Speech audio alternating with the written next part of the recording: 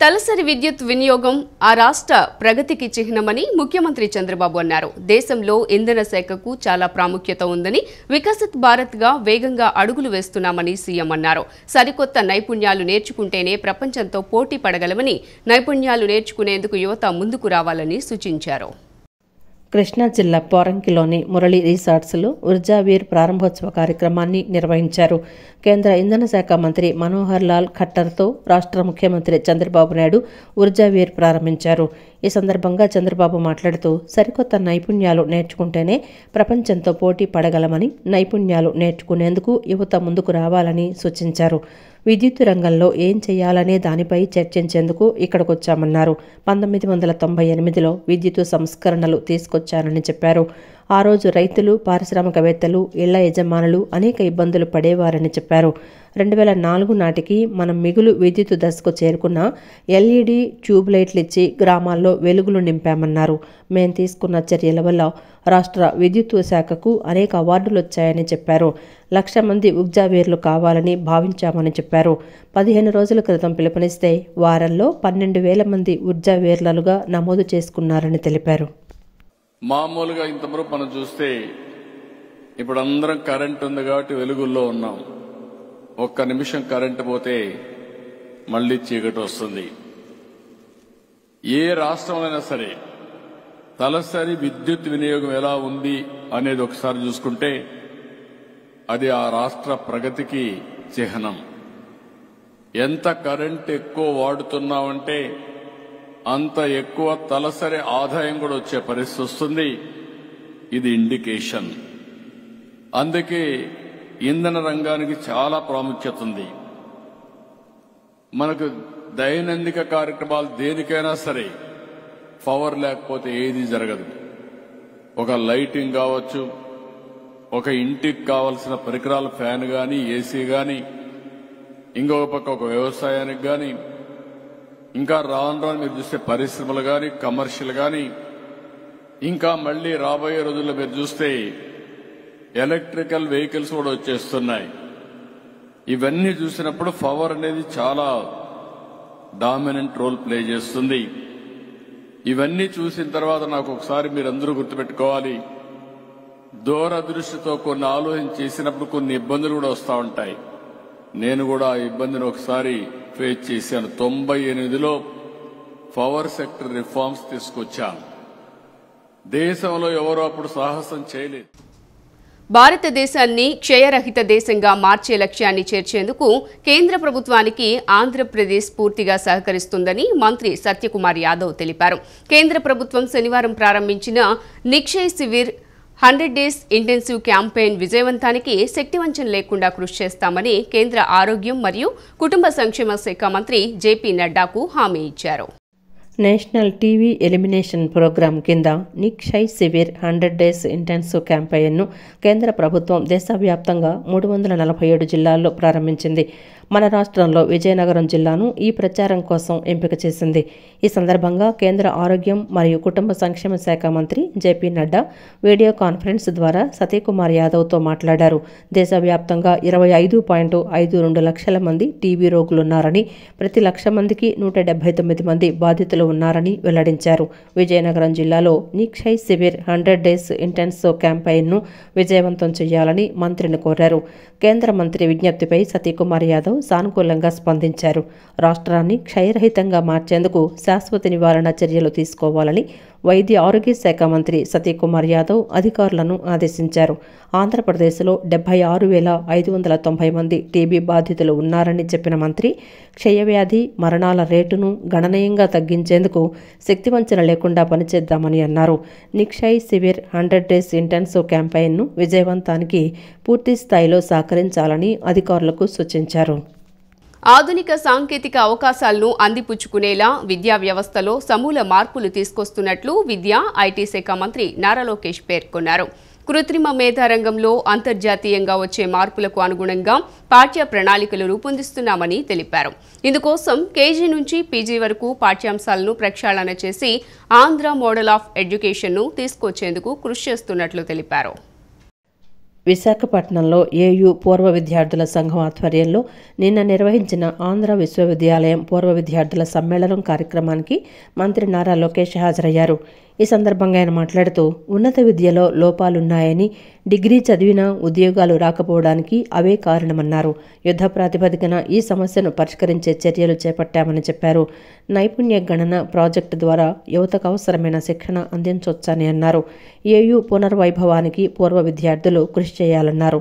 Academic, పరిశ్రమల అవసరాలకు మధ్య ఉన్న అంతరాన్ని తగ్గించేందుకు కీలక స్థానాల్లో ఉన్నవారు ముందుకు రావాలని లోకేష్ సూచించారు. While Andhra University has made incredible contributions to the world of education, it is undeniable that the standards and reputation of these great institutions have seen a decline in recent years. NIRF University rankings declined from 16th in 2019 to 25th in 2024. Similarly, in the overall category, we slipped from 29 to 41. This is a sobering reality that calls for a collective action from all of us who hold this university close to our heart. I strongly believe that the theme for today's meeting should be rebuilding the glory of Andhra University, as it is both timely and significant. To restore Andhra University to its rightful place as a premier institution of higher learning, we all must come together as a community with unwavering resolve and shared vision. అమ్ములగన్న అమ్మ ఆశీస్సులు తోడై ఆంధ్రప్రదేశ్ రాష్ట్రం సుభిక్షంగా ఉండాలని, అన్ని రంగాలలో సమగ్ర అభివృద్ధి సాధించాలని అన్న ఎన్టీఆర్ తనయుడు నందమూరి రామకృష్ణ ఆకాంక్షించారు. ప్రజలందరి విశ్వాసం, మద్దతుతో కూటమి ప్రభుత్వం ఆంధ్రప్రదేశ్ను తిరిగి స్వర్ణాంధ్రప్రదేశ్గా తీర్చిదిద్దగలదని ఆశాభావాన్ని వ్యక్తం చేశారు. ఆంధ్రుల ఆత్మ గౌరవ నినాదంతో ఆవిర్భవించిన తెలుగుదేశం పార్టీ ప్రపంచ స్థాయి నగరంగా అభివృద్ధిని తీర్చిదిద్ది రాష్ట్ర ప్రజల పట్ల తనకున్న నిబద్ధతను, చిత్తశుద్ధిని చాటుకోగలదన్నారు.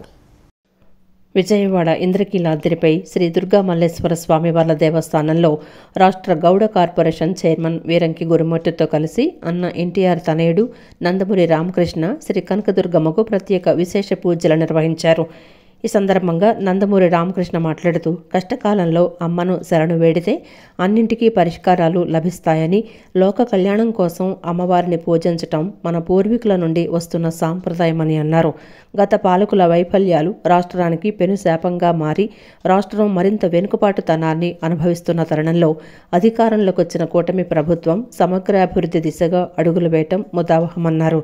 ప్రజలందరి విశ్వాసం, మద్దతుతో కూటమి ప్రభుత్వం ఆంధ్రప్రదేశ్ను తిరిగి స్వర్ణాంధ్రప్రదేశ్గా తీర్చిదిద్దగలదని ఆశాభావం వ్యక్తం చేశారు. ఆంధ్రుల ఆత్మగౌరవ నినాదంతో ఆవిర్భవించిన తెలుగుదేశం పార్టీ ప్రపంచ స్థాయి నగరంగా అమరావతిని తీర్చిదిద్ది రాష్ట్ర ప్రజల పట్ల తనకున్న నిబద్ధతను, చిత్తశుద్ధిని చాటుకోగలదన్నారు. జనవరి 13 నుంచి ఫిబ్రవరి 26 వరకు ప్రయాగ్రాజ్లో జరగనున్న మహాకుంభమేళాకు ఆంధ్ర ప్రజలు భారీ ఎత్తున తరలి రావాలని ఉత్తరప్రదేశ్ ఉప ముఖ్యమంత్రి కేశవ్ ప్రసాద్ మౌర్య పిలుపునిచ్చారు. మహాకుంభ్ 2025కు అన్ని రాష్ట్రాలను యూపీ ప్రభుత్వం ఆహ్వానిస్తోందన్నారు. యాత్రికులకు ఎలాంటి అసౌకర్యము కలగకుండా ఇప్పటికే ఏర్పాట్లు చేశామన్నారు. 12 ఏళ్ల తర్వాత జరగనున్న మహాకుంభమేళాకు ముఖ్యమంత్రి చంద్రబాబును ఆహ్వానించేందుకు ఉత్తరప్రదేశ్ ఉప ముఖ్యమంత్రి కేశవ్ ప్రసాద్ నిన్న విజయవాడ వచ్చారు. ఈ సందర్భంగా నగరంలోని ఒక హోటల్లో ఆయన విలేకరులతో మాట్లాడారు. మహాకుంభ 2025కు అన్ని రాష్ట్రాలను యూపీ ప్రభుత్వం ఆహ్వానిస్తోందన్నారు. యాత్రికులకు ఎలాంటి అసౌకర్యం కలగకుండా ఇప్పటికే ఏర్పాట్లు చేశామన్నారు. 100 పడకలతో ఆసుపత్రి, 10 పడకల ఐసీయూ, పెద్ద సంఖ్యలో వైద్య ఆరోగ్య కార్యకర్తలను అందుబాటులో ఉంచామని తెలిపారు. మహాకుంభమేళాకు సుమారు 45 కోట్ల మంది భక్తులు హాజరవుతారని అంచనా వేస్తున్నట్లు చెప్పారు. సందర్శకులకు రూట్ మ్యాప్ తెలిసేలా ప్రత్యేక వెబ్సైటు, యాప్, వాహనాల పార్కింగ్కు క్యూఆర్ ఆధారిత పాసులు కల్పించామని కేశవ్ ప్రసాద్ మౌర్య తెలిపారు. ఆయనతో పాటు ప్రయాగ్రాజ్ ఎమ్మెల్యే సిద్ధార్థనాథ్ సింగ్ పాల్గొన్నారు.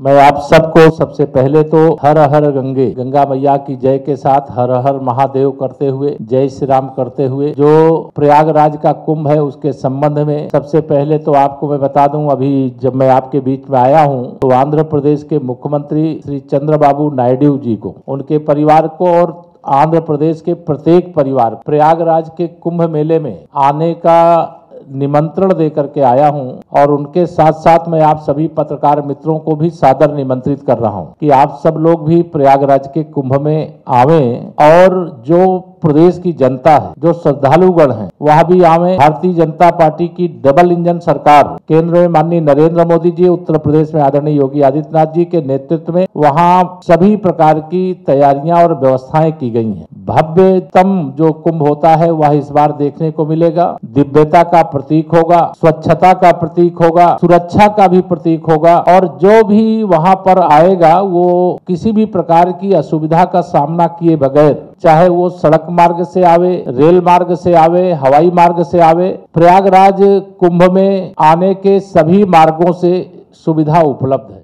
సుబ్రహ్మణ్య షష్ఠిని పురస్కరించుకుని ఇంద్రకీలాద్రిపై సుబ్రహ్మణ్య స్వామి కళ్యాణాన్ని ఋత్వికులు నేత్రపర్వంగా నిర్వహించారు.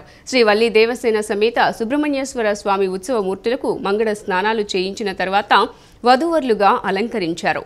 వేద పండితుల మంత్రోచ్చరణల నడుమ కళ్యాణాన్ని నిర్వహించారు.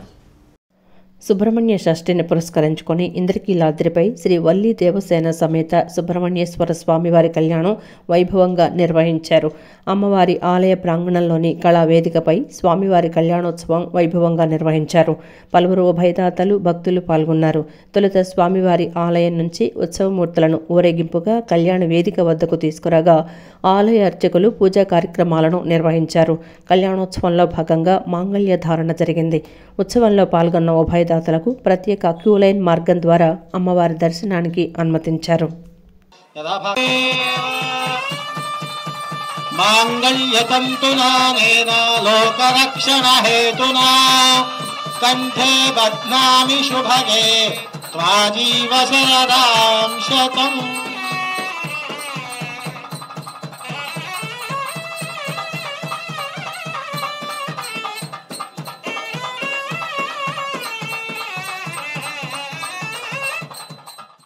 జనవరి 13 నుంచి ఫిబ్రవరి 26 వరకు ఉత్తరప్రదేశ్లోని తీర్థరాజ్ ప్రయాగ్రాజ్లో జరిగే మహాకుంభమేళాకు రావాలని సీఎం చంద్రబాబును యూపీ సీఎం యోగి ఆదిత్యనాథ్ దాస్ ఆహ్వానించారు. ఈ మేరకు శనివారం సీఎం చంద్రబాబుకు యోగి ఆదిత్యనాథ్ ఆహ్వాన లేఖను పంపారు. UP deputy CM Keshav Prasad Maurya, BJP AP వ్యవహారాల ఇన్ఛార్జ్ సిద్ధార్థనాథ్ సింగ్ ఆహ్వాన పత్రాన్ని ముఖ్యమంత్రి చంద్రబాబుకు అందించారు. ఆంధ్రప్రదేశ్ రాష్ట్రం నుంచి వచ్చే సాంస్కృతిక బృందాలతో పాటు ఆయా సంస్థల ప్రతినిధులకు యూపీ ప్రభుత్వం తరపున సహకారం అందిస్తామని లేఖలో పేర్కొన్నారు. ఈ సందర్భంగా ముఖ్యమంత్రికి గంగాజలం ఇచ్చారు. సీఎం వారిని సత్కరించారు. కాలువల్లో నివాస ప్రాంతాల్లో పేరుకున్న వ్యర్థాలను డ్రోన్ల ద్వారా పరిశీలించి తొలగించాలని నగరపాలక సంస్థ కమిషనర్ ధ్యాన్ చంద్ర తెలిపారు. నగరంలో ఏ విధమైన లోపం లేకుండా పనిచేయాలని అధికారులకు ఆదేశించారు. కాలువల్లో నివాస ప్రాంతాల్లో పేరుకున్న వ్యర్థాలను డ్రోన్ల ద్వారా పరిశీలించి తొలగించాలని నగరపాలక సంస్థ కమిషనర్ ధ్యానచంద్ర తెలిపారు. నగరంలో పారిశుద్ధ్య నిర్వహణపై శానిటరీ ఇన్స్పెక్టర్లు, ప్రజారోగ్య సిబ్బందితో నగరపాలక సంస్థ కార్యాలయంలో సమావేశాన్ని నిర్వహించారు. ఈ సందర్భంగా ఆయన మాట్లాడుతూ వరదల సమయంలో అధికారులు, సిబ్బంది కీలక పాత్ర పోషించారన్నారు. అలాగే ప్రస్తుతం నగరంలో ఏ విధమైన లోపం లేకుండా పనిచేయాలని కోరారు. ఆరోగ్య అధికారి సురేష్ బాబు, ఎస్ఈ పి సతీకుమారి, సహాయ వైద్య అధికారులు రామ్ కోటేశ్వరరావు, బాబు శ్రీనివాసరావు, శానిటరీ ఇన్స్పెక్టర్లు పాల్గొన్నారు. పుష్ప 2 చిత్రానికి భారీ విజయాన్ని అందించిన తెలుగు ప్రేక్షకులకు, ప్రభుత్వాలకు అల్లు అర్జున్ కృతజ్ఞతలు తెలిపారు. ఇరు రాష్ట్రాల ముఖ్యమంత్రులు చిత్ర పరిశ్రమను ఎంతో ప్రోత్సహిస్తూ ముందుకెళ్తున్నారని పేర్కొన్నారు. అల్లు అర్జున్ నటించిన పుష్ప 2 విడుదలై విజయవంతంగా ప్రదర్శించబడుతున్న నేపథ్యంలో హైదరాబాద్లోని ఓ హోటల్లో పుష్ప 2 విజయోత్సవ సమావేశాన్ని నిర్వహించారు. ఈ సమావేశంలో దర్శక, నిర్మాతలతో కలిసి హీరో అల్లు అర్జున్ హాజరయ్యారు. 2 రోజుల్లోనే ప్రపంచవ్యాప్తంగా 500 కోట్లు వసూళ్లు దాటాయని బన్నీ ఆనందం వ్యక్తం చేశారు. పుష్ప 2 చిత్రానికి భారీ విజయాన్ని అందించిన తెలుగు ప్రేక్షకులు, ప్రభుత్వాలకు అల్లు అర్జున్ కృతజ్ఞతలు తెలిపారు. ఇరు రాష్ట్రాల ముఖ్యమంత్రులు చంద్రబాబు, రేవంత్ రెడ్డి, డిప్యూటీ సీఎం పవన్ కళ్యాణ్, మంత్రులు కోమటిరెడ్డి వెంకటరెడ్డి, కందులు దుర్గేష్ చిత్ర పరిశ్రమను ఎంతో ప్రోత్సహిస్తూ ముందుకు తీసుకువెళ్తున్నారన్నారు. ధరల పెంపునకు అనుమతించి రికార్డుల సాధనకు సహకరించారని హర్షం వ్యక్తం చేశారు. ప్రాంతీయ సినీ పరిశ్రమ ఎదిగే దేశంలో ఉన్నత స్థాయిలో ఉందన్నారు. సంధ్యా థియేటర్ వద్ద జరిగిన ఘటనపై మరోమారు దిగ్భ్రాంతి వ్యక్తం చేసిన చిత్ర బృందం రేవతి కుటుంబానికి అన్ని విధాలా అండగా ఉంటామని స్పష్టం చేసింది. I'd like to thank the government of Telangana especially the respected chief minister Revanth Reddy గారు, థ్యాంక్ యూ సో మచ్. అలాగే the cinematography minister Komatireddy Venkatareddy గారు, థ్యాంక్ యూ వెరీ మచ్ అండి. Your support has been wonderful. నిజంగా ఇంత పెద్ద ఫిలిం తీసి మీరు ఫిలిం ఇండస్ట్రీకి ఇచ్చిన సపోర్ట్, నేను మా entire team of Pushpa would like to heartfully thank each and every one of you. And అలాగే I would like to same ఇక్కడ ఎంత ప్రైసెస్ ఇచ్చారో దానికి ఏమాత్రం తక్కువ లేకుండా మన ఆంధ్రప్రదేశ్లో కూడా మమ్మల్ని సపోర్ట్ చేసిన I would like to thank the government of Andhra Pradesh. Thank you very much. Especially the respected Chief Minister Shri Nara Chandrababu Naidu garu, thank you very much sir. Your love and support has always been there for the film industry. Meer eppudu film industry ni chaala special priorities icharu. Thank you very much. Nenu sabhamukanga mimmalni abhinandistunanu. And ivala ee special geo pass ayi ee special prices vastaniki daniki main karanamaina Deputy Chief Minister Shri Pawan Kalyan gariki manaspurtiga Deputy Chief Minister Shri Pawan Kalyan gariki manaspurtiga sabhamukanga abhinandistunanu. Thank you so much. And on a personal note, Kalyan Babai, thank you so much. Thank you. I am really touched by your gesture. Thank you. రాష్ట్ర ప్రభుత్వం కాపు కార్పొరేషన్కు 4,647 కోట్ల రూపాయల నిధులను జమ చేయటం అభినందనీయమని కాపు నాయకులు బేతు రామ్మోహన్ రావు అన్నారు. ముఖ్యమంత్రి చంద్రబాబు నాయుడుకు కృతజ్ఞతలు తెలిపారు. ఎమ్మెల్యేలు, ఎంపీలు, మంత్రులు తీసుకున్న చొరవకు ధన్యవాదాలు తెలిపారు. విజయవాడ ఐక్య కాపునాడు కార్యాలయంలో విలేకరుల సమావేశం నిర్వహించారు. ఈ సమావేశంలో ఆయన మాట్లాడుతూ రాష్ట్రంలో ఉన్న బలమైన సామాజిక వర్గం, వెనుకబడిన సామాజిక వర్గం కాపు, తెలగ, బలిజ, ఒంటరి, తూర్పు కాపు, మున్నేరు కాపు సామాజిక వర్గాలకు ఆర్థికంగా, సామాజికంగా అన్ని రంగాలలో కూడా అభివృద్ధి చెందడానికి చంద్రబాబు, పవన్ కళ్యాణ్, నారా లోకేష్ తీసుకున్న నిర్ణయాన్ని స్వాగతిస్తున్నామని తెలిపారు. కాపు కార్పొరేషన్ చైర్మన్గా ఉన్న కొత్తపల్లి సుబ్బారాయుడు ఆధ్వర్యంలో ఈ రోజున ఉరుకులు వేస్తూ జాతి ప్రయోజనాలను కాపాడే విధంగా ఎన్డీఏ కూటమి కాపులకు మేలు జరిగే విధంగా కృషి చేస్తోందన్నారు. ముఖ్యంగా ఈ రోజున ఈ కాపు కార్పొరేషన్కి ఇచ్చినటువంటి నిధుల్ని సక్రమైనటువంటి పద్ధతిలో మరి ఈ రోజున కొత్తపల్లి సుబ్బారాయుడు గారి ద్వారా మరి మా జాతికి మేలు జరగాలని చెప్పేసి మరి అదేవిధంగా విదేశీ విద్యా దీవెన పథకం కూడా చంద్రబాబు నాయుడు గారు మరి అదేవిధంగా పవన్ కళ్యాణ్ గారు, లోకేష్ గారు కూడా దాని మీద దృష్టి పెట్టి మరి అందరికీ విదేశాల్లో మరి గతంలో వెళ్ళినటువంటి విద్యార్థులకు కూడాను ఇప్పటికీ కూడాను అమౌంట్ శాంక్షన్ కాక గత ప్రభుత్వంలో చేసినటువంటి తప్పిదాలని ఈ రోజున ఈ కూటమి ప్రభుత్వం అన్నీ కూడా సరిచేసి మరి విద్యార్థుల యొక్క భవిష్యత్తును కూడాను మరి ఆలోచించి మేలు చేస్తారని చెప్పేసి రానున్నటువంటి రోజుల్లో మరి చంద్రబాబు నాయుడు గారి యొక్క అవసరం, విజన్ అనేటటువంటిది ఈ రాష్ట్రానికి ఉంది. మా కాపు సోదరులకి మన ఎన్డీఏ కూటమి అయిన నారా చంద్రబాబు నాయుడు గారు, అలాగే డిప్యూటీ సీఎం గారు అయిన పవన్ కళ్యాణ్ గారు, అలాగే మా బీజేపీ అధ్యక్షులైన పురంధేశ్వరి గారికి అందరికీ మా కాపుల తరపున ధన్యవాదాలు తెలియజేసుకుంటున్నామండి. మాకు 4,647 కోట్ల రూపాయలు శాంక్షన్ చేసినందుకు, మా కాపు కార్పొరేషన్కి శాంక్షన్ చేసినందుకు కాపులందరికీ కూడా ప్రయోజనం చేకూరుతుందని నేను భావిస్తున్నాను. Prasadampadu Saint Ann's English medium high school silver jubilee వేడుకలు కోలాహలంగా సాగాయి. ఈ సందర్భంగా ప్రదర్శించిన పలు సాంస్కృతిక కార్యక్రమాలు విద్యార్థులను ఉర్రూతలూగించాయి. విద్యార్థులు చదువులతో పాటు అన్ని రంగాల్లో రాణించాలని జిల్లా విద్యాశాఖ అధికారి యువి సుబ్బారావు సూచించారు. ఈ సందర్భంగా విద్యార్థులు ప్రదర్శించిన సాంస్కృతిక కార్యక్రమాలు అలరించాయి. ప్రసాదంపాడులోని Saint Ann's English medium high school silver jubilee వేడుకలు అట్టహాసంగా సాగాయి.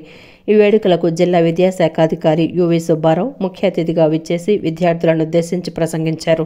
సెయింట్ ఆన్స్ ఇంగ్లీష్ మీడియం యాజమాన్యం విద్యార్థులకు క్రమశిక్షణతో కూడిన విద్యను అందించడం అభినందనీయమన్నారు. సిల్వర్ జూబ్లీ వేడుకలు జరుపుకోవాలని ఎంతో సంతోషంగా ఉందన్నారు. విద్యార్థులకు చదువుతో పాటు అన్ని రంగాలలో శిక్షణ ఇవ్వాలని ఆయన సూచించారు. అనంతరం వివిధ పోటీలలో ప్రతిభ కనపరిచిన విద్యార్థులను సత్కరించారు. ఈ సందర్భంగా ప్రదర్శించిన పలు సాంస్కృతిక కార్యక్రమాలు విద్యార్థులను ఎంతగానో అలరించాయి. ఆద్యంతం ఈ కార్యక్రమం కోలాహలంగా సాగింది. సిటీ న్యూస్ ఇంతటితో సమాప్తం. తిరిగి వార్తల్లో మళ్ళీ కలుద్దాం. అంతవరకు సెలవు. నమస్కారం.